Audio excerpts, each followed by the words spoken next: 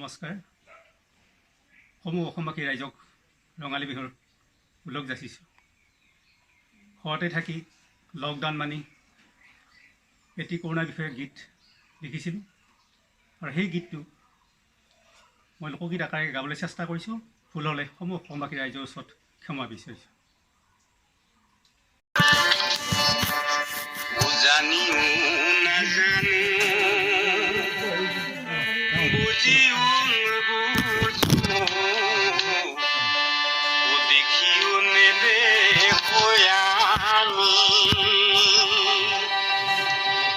জানি বুজি কৰা ভুল হৈছে ধ্বংসৰ মূল। জানি বুজি কৰা ভুল হৈছে ধ্বংসৰ মূল।